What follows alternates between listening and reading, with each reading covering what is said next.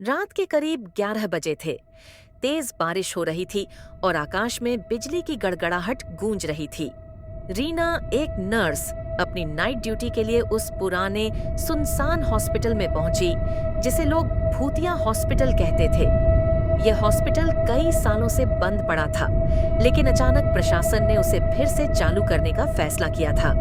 रीना को अंदर घुसते ही कुछ अजीब महसूस हुआ।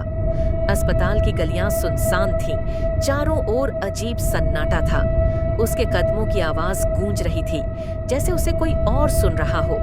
जब वह रजिस्टर में साइन कर रही थी, तो उसे महसूस हुआ कि कोई उसकी पीठ के पीछे खड़ा है। उसने पलट कर देखा, लेकिन वहां कोई नहीं था। रीना ने इसे अपना वहम समझकर नजरअंदाज किया। ड्यूटी शुरू होते ही एक मरीज को आईसीयू में शिफ्ट किया गया। रीना को उस मरीज का ध्यान रखना था। वह आईसीयू की ओर चली और जैसे ही उसने दरवाजा खोला, उसकी आंखों के सामने अजीब नजारा था। आईसीयू में कोई मरीज नहीं था। वह चौंक गई। यह कैसे हो सकता है? उसने खुद देखा था कि मरीज को यहाँ शिफ्ट किया गया था। अचानक कमरे के कोने से किसी के रोने की आवाज आई। रीना ने टॉर्च जलाकर देखा तो एक बूढ़ी औरत बैठी थी। उसके कपड़े पुराने और फटे हुए थे। तुम कौन हो? रीना ने कांपती आवाज में पूछा। बूढ़ी औरत ने उसकी ओर देखा और कहा, मुझे यहाँ से बाहर निकालो, ये जगह हमें नहीं छोड़ने देती। रीना के हाथ पैर ठंडे पड़ गए। वो समझ नहीं पाई कि ये औरत कौन है और यहाँ कैसे आई। तभी अचानक दरवाजा जोर से बंद हो गया। आईसीयू की लाइट्स टिमटिमाने लगीं और फर्श पर खून के धब्बे दिखने लगे। वह बूढ़ी औरत अब नदारद थी। रीना को लगा कि उसे यहाँ से भाग जाना चाहिए। रीना दरवाजे की ओर दौड़ी, लेकिन दरवाजा अंदर से लॉक हो गया था। अब उसके दिल की धड़कनें तेज हो गईं।